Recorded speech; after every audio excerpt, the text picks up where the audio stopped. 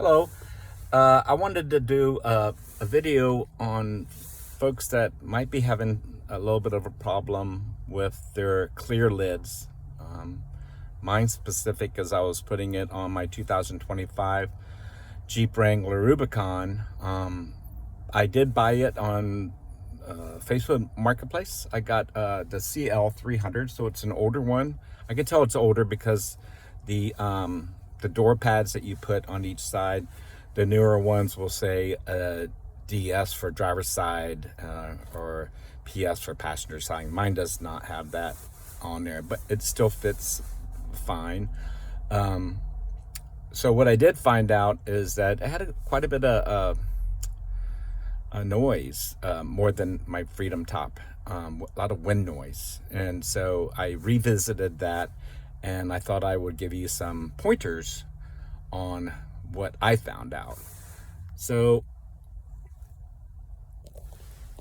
up here, you'll see these screws, and they suggest that Clearlidz that you start with the back one first, put in the back ones first, tighten them before you clamp down the front. And one thing I found out that there was a lot of tension when I was putting my screw up here.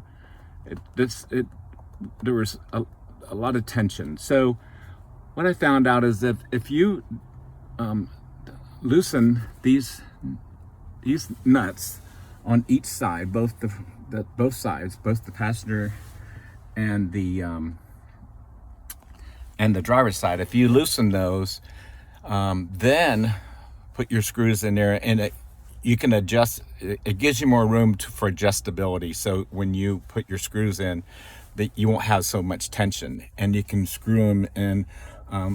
What I did is I started from the back, and that's what Clearlidz recommends. Start from the back, set those first, and I go side to side and try to get even distribution.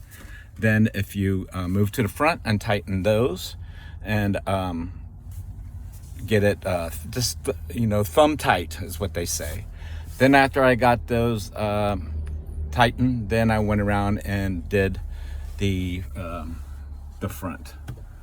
And then after that, then I went back and I tightened all these up. Made sure they were all nice and tight.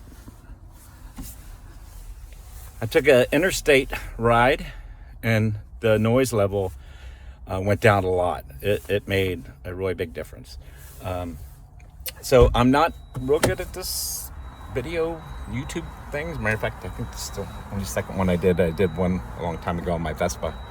But let me get out here and show you something else.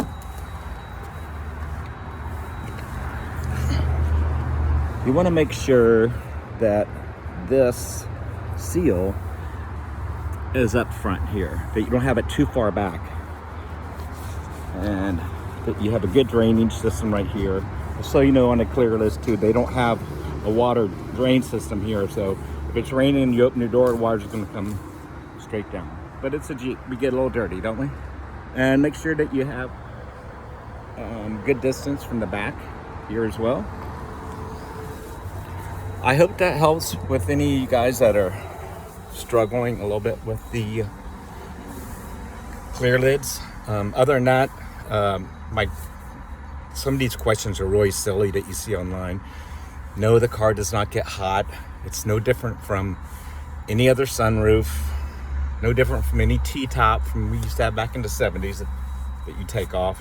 T-tops are just like the Freedom Tops, that they were glass. They're 99.5 or 99.9% UV protection, so they're not going to fade anything inside your Jeep. So I'm not sure if the price point, if you're going to buy it new, if that's such a good deal. There's some other products out there now that I've heard that or get a lot better reviews than the Clearlidz, and it could be that these, they have the ridges that meet just like the Freedom Top, and from what I understand, the mold comes directly from the Freedom Top, so that's why it has that. That could be giving some more wind noise. but I don't have any wind noise at all from my Freedom top. I mean, it's nice and quiet, beautiful ride, and that's what I was expecting from with this. So I'll play with it a little bit more, but yeah, loosen those big nuts on the top. That gives you more room so that you don't have as much tension. Tighten the nuts down the back first, then go to the front, then cinch everything down. Go around, tighten the other Phillips head screws on the top of the lid, and then you should be good to go. So I hope this helps. The more you know, the more you grow.